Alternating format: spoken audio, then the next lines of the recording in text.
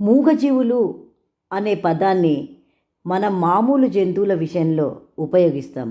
అయితే జంతువులలోనే కొన్ని జంతువులను పూర్తిగా మూగజీవులుగా పరిగణిస్తారు పరిశోధకులు. అందులో ఉష్ణపక్షి ostrich, panda bear, turkey, horned lizard, giraffe మనకి తెలిసిన మూగజీవులు. వాటిని మోస్ట్ డంబెస్ట్ యానిమల్స్గా పరిగణిస్తారు. కానీ వాటిల్లోనూ చాకచక్యం, సమర్థత ఉంటాయి. ఆస్ట్రిచ్ గుడ్డు స్థాయి నుంచి ఎగిరే స్థాయి వచ్చేలోపు తల్లి తండ్రి పక్షులు పెద్దగా పట్టించుకున్న దాఖలాలు ఉండవు. అది కూడా వాటికి సరైన సమయ శిక్షణ, రక్షణ లేకపోవడంగా చెప్పవచ్చేమో. ఏమైనా ప్రమాదం ముంచుకు వస్తే మాత్రం తలని వాల్చేసి ఎగిరే జంతువుల దృష్టిలో పడని విధంగా పడుకుని తనని తాను కాపాడుకోగల శక్తి ఆ జంతువుకి ఉంది. ఇది ఒక ఉదాహరణ మాత్రమే.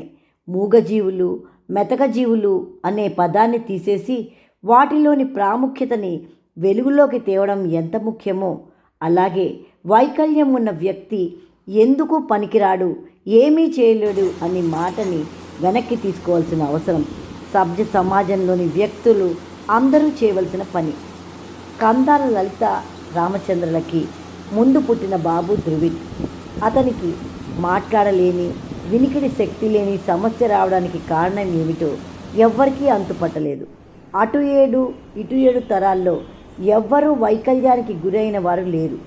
లలిత 8 నెలల గర్భిణిగా ఉన్నప్పుడు పక్కన ఉన్న పిల్లలెవరో ఆడుతుండగా ఇనప చైన్ ఆమెకు తగిలింది. అదే ధృవిత్ సమస్యకి కారణమేమో అన్నది లలిత ఊహ.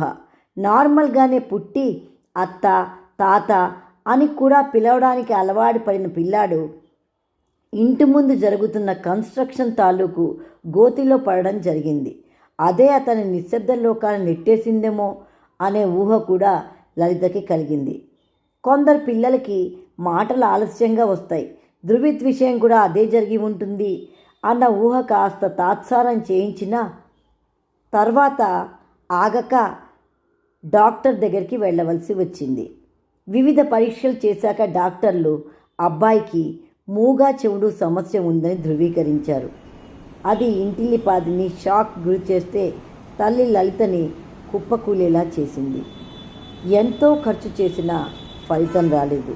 స్పీచ్ థెరపీకి తీసుకువచ్చిన ఎటువంటి అభివృద్ధి కనిపించలేదు. లలిత ఏం నేర్చుకుంటున్నాడో, పిల్లాడు ఎంత దాకా ఎదుగుతున్నాడో తెలుసుకోవాలని ఎంతో ప్రయత్నించి విఫలమైంది.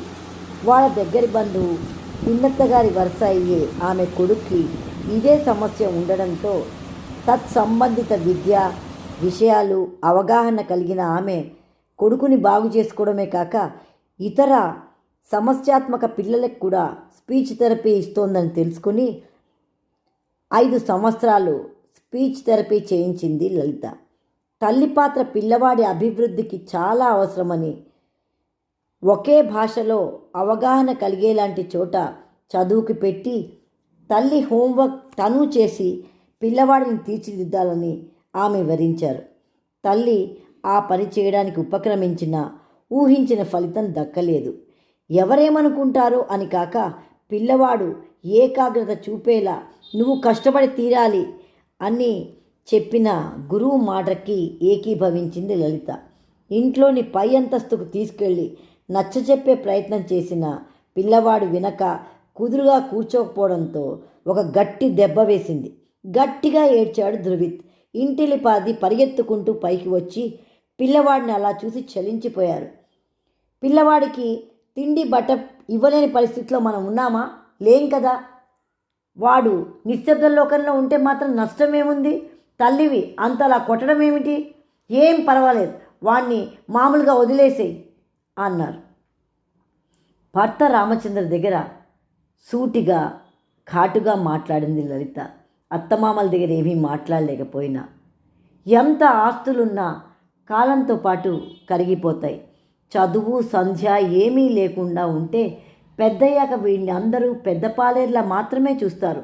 కన్నవాళ్ళం బ్రతికి ఉండగానే వాడిని నిలదొక్కుని నిలబడేలాగా చేసే బాధ్యత మన మీద ఉందని గుర్తుంచుకోండి అంది. అర్థం చేసుకున్న రామచంద్ర, పిల్లవాడి బాధ్యత నువ్వు తీసుకో, ఎంత డబ్బు ఖర్చయినా నేను వెనకాడను అన్నారు. లలిత పిల్లవాడిని తీసుకుని తెలుగు మీడియం గల నార్మల్ స్కూల్లో చేర్చడానికి చాలా కష్టపడింది. మామూలు నార్మల్ స్కూల్సే ఉండడం ఈ రోజులలో కూడా తక్కువే కావడం ఇక్కడ చెప్పుకోవాల్సిన విషయం. అక్కడి నుండి తీసుకువచ్చి ఇంట్లో ప్రత్యేక శిక్షణ ఇవ్వడం ప్రారంభించింది. రైల్వే స్టేషన్కి తీసుకువెళ్ళి పాఠంలోని బొమ్మల్ని చూపి ప్రాక్టికల్గా రైలు బోగీలు ఇంజను చూపిస్తూ వివరించడం, జూకి తీసుకెళ్ళి చెప్పడం, ఇయర్ ఫోన్స్ సాయంతో బాబుని తీసుకెళ్ళడం, ఫైర్ ఇంజన్ లాంటి వాటిని గురించి వివరించడం చేస్తూ వచ్చింది లలిత. ఇతర పిల్లలతో ఇంటరాక్ట్ కావడం కూడా చేస్తూ వచ్చిన ఆమె తన శ్రమలో ముందుకు వచ్చింది అని అభినందిస్తూ మనందరం చెప్పి తీయాలి. ఇలా జరుగుతూ ఉన్న విషయంలో మనకి అంతా విజయమే కనిపిస్తుంది. కానీ అడుగడిగిన అవమానాలు, అవహేళనలు, చిన్న చూపులు, వంకర మాటలు లలిత ఎదుర్కొంటూనే ఉంది. పిల్లవాడిని అయినా కూడా డీలా పడకుండా దగ్గర చేర్చుకుని ధైర్యం చెప్పిన విశేష తల్లి లలిత. పెళ్ళిళ్ళు, పేరంటాలు, బంధువులను కలవడాలు ఆపేసి పిల్లవాడి భవితమే ధ్యేయంగా పెట్టుకుంది. వాడి భవితవ్యం ఎంత బాగుంటే అదే 10,000, అంతకంటే నాకు ఇంకేమీ అక్కర్లేదు అనుకుంది. ఉమ్మడి కుటుంబంలోని పెద్ద కోడలిగా చేసే న్యాయం, పిల్లవాడిని బాగు చేసే ప్రయత్నం తప్ప మరో ప్రపంచం ఆమెకి లేకుండా పోయింది. తనుండే బేగంపేట బ్రాహ్మణవాడి నుండి షార్ట్ కట్లో వెళ్ళి తీసుకురావడం, వస్తూనే తన పిల్లవాడిని ఒక క్లాస్మేట్ లాగా తను రిఫ్రెష్ అయ్యి వాడిని రిఫ్రెష్ చేయించి ఇద్దరు కలిసి హోంవర్క్ చేయడం జరుగుతూ వచ్చింది. మొదట్లో పిల్లవాడు ఎలా ఉన్నా తర్వాత చదువులో చైతన్యవంతుడు అవుతాడన్న ధైర్యం, అవుతుడున్నాడన్న ధృవీకరణ ఆమెకి 1000 ఏనుగుల బలం ఇచ్చింది. 10వ తరగతి పాస్ అయ్యాడు. తెలుగు మీడియంలో మాత్రమే ఉండిన ఎస్ఆర్ నగర్లోని గౌతమ్ కాలేజ్లో ఇంటర్ చేశాడు ధృవిత్. హిమాయత్ నగర్లోని నవచైతన్యంలో బీకాంలో కూడా చేశాడు. బీకాం పూర్తి చేశాక ఎంఏ కూడా కాదు, ఎంకామే చదువుతాను, అది చదివితే మన బిజినెస్లో కూడా నేను రావచ్చు అని ముద్దగా కాన్ఫిడెంట్గా తల్లికి చెప్పిన అబ్బాయి ఎందుకనో బీకాం ఫైనల్లో కాలేజీకి వెళ్ళనని భీష్మించాడు. తల్లి ఎంతో బతిమాలుకుంది. డిగ్రీ చేతుల్లోకి వచ్చేస్తుందిరా, కొన్ని నెలలు కష్టపడు. అయినా అతను ఒప్పుకోలేదు. అతని చూపుల్లో అయిష్టమే కాక ఇంకేదో బయటికి చెప్పలేని అంశం కనబడి బలవంతం చేయలేదు లలితా రామచంద్ర గారు. వాళ్ళ రెండో అబ్బాయి యశస్వి తెలివితేటలతో విజయవంతంగా అయ్యి సీఏ చేసిన అమ్మాయిని వివాహం చేసుకున్నాడు. సర్జికల్ బిజినెస్లో ఆ ఉమ్మడి కుటుంబం ఎస్టాబ్లిష్ అయింది. అందుకని అసలే మేధస్సులో ముందుండి కంప్యూటర్ నాలెడ్జ్లో కూడా ఎక్స్పర్ట్గా ఉన్న ధృవిత్ని బిజినెస్లో దింపాలని యత్నించారు కన్నవారు. ఎందుకో అక్కడ అతను ఇమ్మడలేకపోయాడు. సున్నిత మనస్కుడిని ఏ మాట చేత బాధ పెట్టిందో తెలీదు. తండ్రి రామచంద్ర మంచి చిత్రకారుడు. తండ్రిలాగే ధృవిత్ కూడా చక్కగా చిత్రాలు వేయడం చూసి, అత్తయ్య గారు ఎందుకు మీరు ఉద్యోగం వ్యాపారం అని బావగారిని ఆ లైన్లోకి లాగాలని చూస్తున్నారు? తనకి ఇష్టమైన కళారంగంలోనే రాణించేలా చేయవచ్చు కదా. ఎప్పుడూ ఏది కూడా ఆలస్యం కాదండి, వెంటనే చేర్చండి అనేసి ఊరుకోక స్పెషల్ ట్రైనింగ్ ఇచ్చే చిత్రకళల సంస్థలను సైతం వాళ్ళ కోడలు సంప్రదించి సహకరించింది.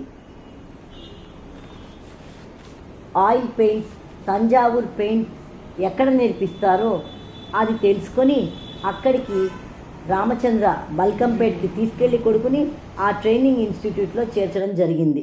3 ఏళ్లలో అసమాన స్థాయికి చేరాడు ధృవిత్. మీ అబ్బాయికి ప్రత్యేకంగా ట్రైనింగ్ ఇవ్వాల్సిన అవసరమే లేదు.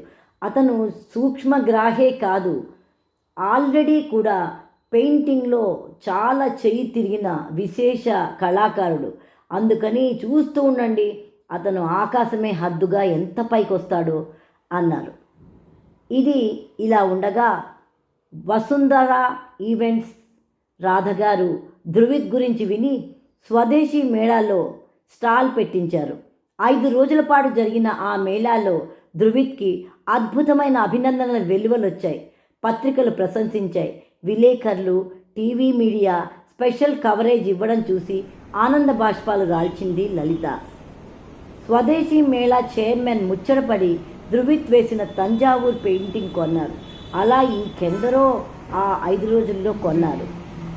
అదంతా చూసి ధృవిత్ కంటే కూడా ఎంతెంతో సంతోషించింది లలిత.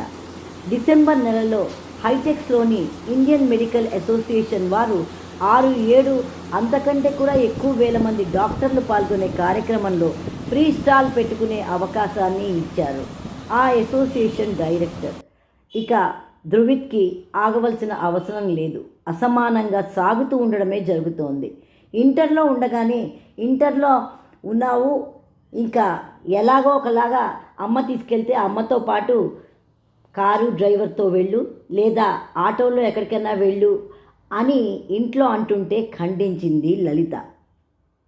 వెహికల్ డ్రైవింగ్ వద్దని అంటున్న ఇయర్ ఫోన్స్తో పిల్లాడు డ్రైవింగ్ నేర్చుకునేలా తర్ఫీదు ఇప్పించిన లలిత తన పెయింట్స్ కార్లో పెట్టుకుని డ్రైవ్ చేసుకుంటూ ధీమాగా వెళ్తున్న కొడుకుని చూసి ఇప్పుడు గర్విస్తోంది. మూగ జంతువులను ప్రేమించి ఆదరిస్తూ తమ శునకాన్ని, రోడ్ల మీద తిరిగే వాటిని, పక్షుల్ని అభిమానిస్తూ రకరకాల చిత్రాలు గీస్తూ ఆ చిత్రాలు చక్కగా అమ్ముడుపోతూ ఉండడము, ఎగ్జిబిషన్లో పేరు తెచ్చుకోవడము చూస్తూ కాన్ఫిడెంట్గా కలుపుగోలుగా ఉంటున్న ధృవిత్ ఖచ్చితంగా ధృవతారే. తల్లి లలిత మొదటి మిత్రురాలు, ముఖ్య మిత్రురాలే కాక జీవితాంతం బిడ్డకి ఆప్తమిత్రురాలు. తల్లులంతా లలితలాగా ధృవిత్లాగా పైకి రావాలి అంటే అందరూ కూడా శ్రమించవలసిన అవసరం ఉంది. భవితలో మీ అబ్బాయి చేత స్పెషల్ ట్రైనింగ్ ఆర్ట్స్ ఇన్స్టిట్యూట్ పెట్టించి ఎండీగా అతన్ని కూర్చోపెట్టి దివ్యాంగులకి కన్సెషన్లో ట్రైనింగ్ ఎక్స్పర్ట్స్తో ఇప్పించండి. అక్కడికి వచ్చే దివ్యాంగ విద్యార్థుల తల్లులకి మీరు కౌన్సిలింగ్ చేసి కౌన్సిలర్గా ఉండండి. అది ఎందరికో స్ఫూర్తి సహకారం అవుతుంది అని నేను లలిత గారికి సలహా ఇచ్చాను. దివ్యాంగ సామాజిక వేదిక తరఫున ధృవిత్కి, లలిత గారికి అభినందనలు అందిస్తోంది మీ డాక్టర్ శోభా గురజాల.